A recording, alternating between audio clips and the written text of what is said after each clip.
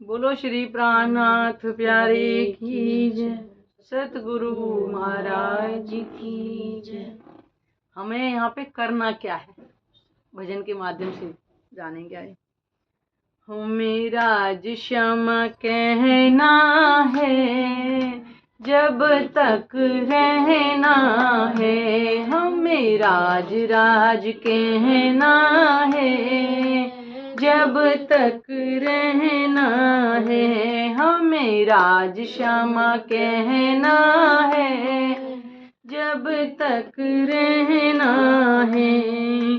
माया चाहे जोर लगाए, माया चाहे जोर लगाए, अपनी लगन में फर्क न आए, अपनी लगन में फर्क न आए। दिन है कि रहना है, जब तक रहना है। हमें राज राज कहना है, जब तक रहना है। हमें राज क्षमा कहना है, जब तक रहना है। और कोई भी ना पहचाने, और कोई भी ना पहचाने। जाकी निस्बत वो ही जाने, जाकी निस्बत वो ही जाने। आत्म का कहना है, जब तक रहना है। आत्म का कहना है, जब तक रहना है। हमें राज राज कहना है, जब तक रहना है। हमें राज क्षमा कहना है, जब तक रहना है। रंग महल है असल ठिकाना, रंग महल है असल ठिकाना।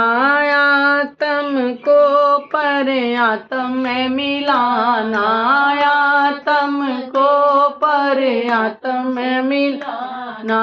वही सुख चैना है, जब तक रहना है। वहीं पर सुख चैना है, जब तक रहना है। हमें राज राज कहना है, जब तक रहना है। हमें राज क्षमा कहना है, जब तक रहना है। हमें पिया पिया कहना है, जब तक रहना है। बोलो श्री प्राणनाथ प्यारे की जय, सतगुरु महाराज की जय।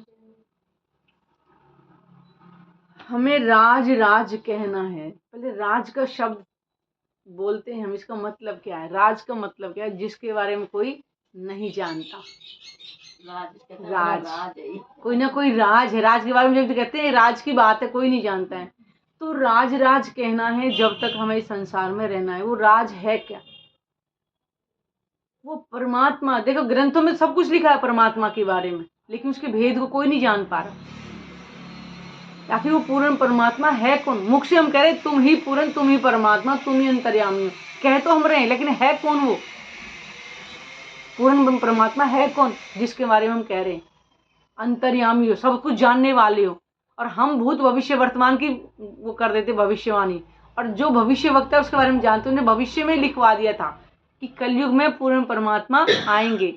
उसी राज की बात कर रहे हैं। जैसे गिरिराज बोलते ना, गोवर्धन पर्वत को गिरिराज, गिरि मिन पर्वत, राज मिन, उस गोवर्धन पर्वत पर कौन लीला करके गया द्वापर में, इसको कोई नहीं जान पाया। उसको गिरिराज गिरिराज, और लोगों ने बिगाड़ बिगाड़ क्या गोवर्धन पर्वत बोलते हैं, तो गाँव में क्या बोलते हैं? गिरिराज। गिरिराज की परिक्रमा देने जा रहे हैं। गिरिराज, गिरि मीन पर्वत, वो परमात्मा स्वयं द्वापर में बनकर बैठे कि कृष्ण के तन के अंदर जो लीला उन्होंने करी थी। तो एक दिन क्या हुआ कि गोपियां जो है ना, पूजन करने के लिए जा रही, इंद्रदेव का पूजन करने के लिए जा रही थी। अपने पकवानों के थाल वाल बना बना करके लेके जा रही थी।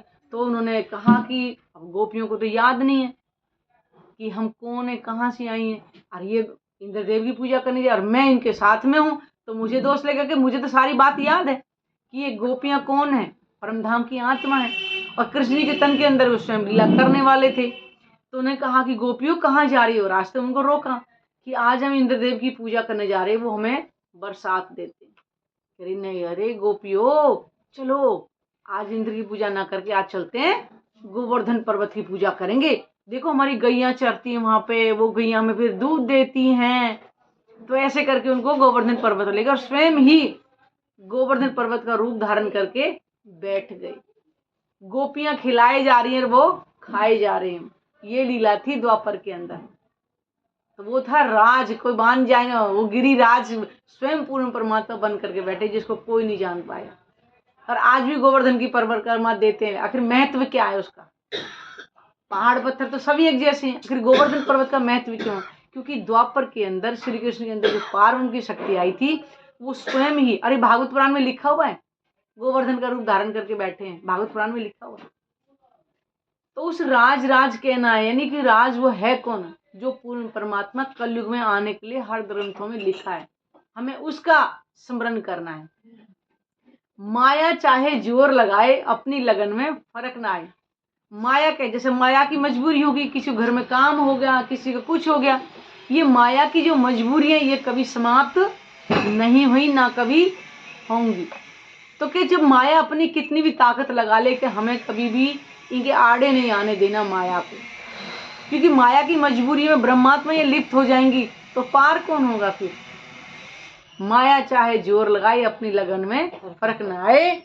दिन है कि नहीं, दिन और रात कोई भी, क्योंकि परमात्मा को याद करने के लिए हमें दिन रात मुहूर्त निकालने की आवश्यकता नहीं। जब हम सारे कामों से निवृत्त हो जाएं, हमारा मन शांत हो जाए, हमारे दिल में प्रेम बढ़े उसके लिए, तभी उसको हम याद कर ले। दिन है कि रहना है, दिन और रात में जब भी हमें समय मिले उसको हम याद करें। जबकि रात में याद करने का अलग ही होता है, क्योंकि रात में सारा संसार सो जाता है और हम उसकी याद में इतने मगन होते हैं, शोर शराबा होता है, तो ध्यान हमारा लगता नहीं है। तो रात में तो उसको याद करने का जो, हाँ बिल्कुल, तो रात को तो हमें अवश्य ही परमात्मा के चरणों में प्रणाम करके ही सोना चाहिए।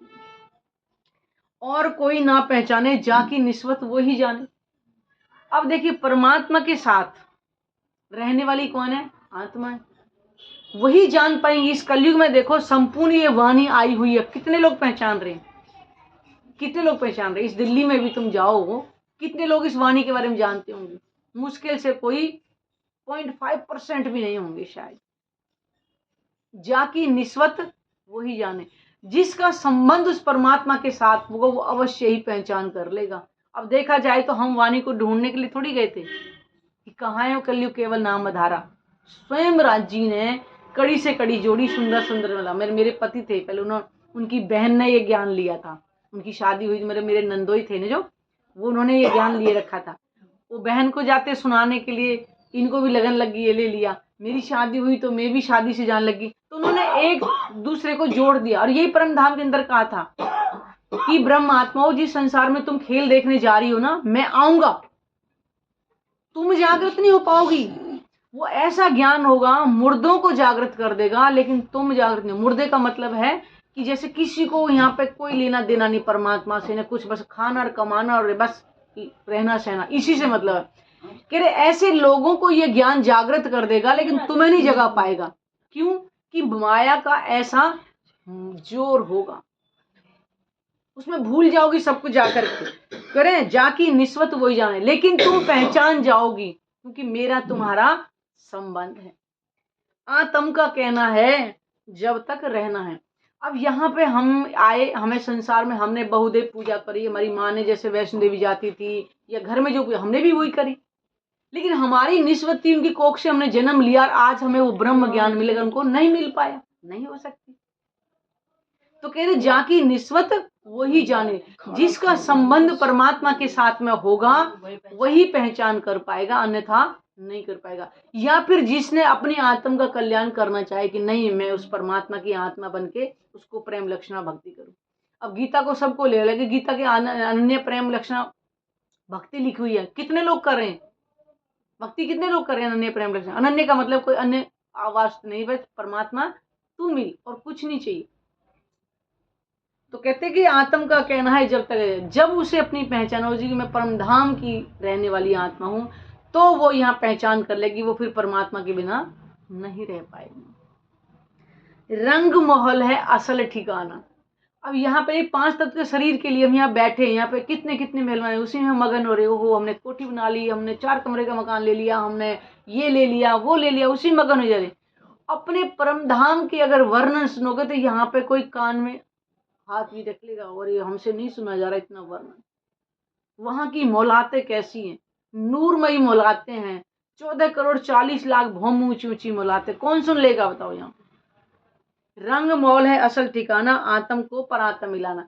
यानी आत्मा का जो असल तन है वो परमधाम के अंदर ही बैठे खेल को देख रही है यहाँ पे, और पर आत्म की जो नजर है उसी को आत्मा कहते हैं। या आत्मा का तन भी नूरी है, वो आ ही नहीं सकते इस संसार के अंदर, वही बैठे सपने की तरह देख रही है।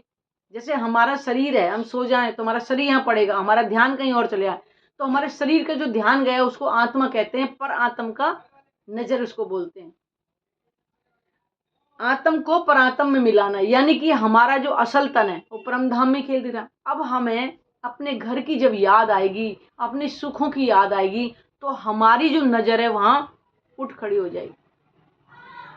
इसी को कहते हैं आत्मा को परात्म में मिलाना। यानी कि यहाँ हमारे जो जीव के साथ हमारा जो खेल चल रहा है, यहाँ हमें पता चल जाएगी हमारा घर ये नहीं है, मेरी आत्मा का प्रीतम यहाँ नहीं है, मेरी आत्मा का प्रीतम परमधाम में विराजमान है। जब हमें वहां की याद आ जाएगी तो हमारी आत्म परात्म एक हो जाएगी। वहीं पर सुख चैन है। यहाँ पे कहाँ है, यहाँ पे ईर्ष्या द्वेष काम क्रोध मोह अहंकार दुख ही दुख दिन रात, कहाँ किसके पाते हैं, सुख चैन है ही नहीं, कला का संसार है बिल्कुल।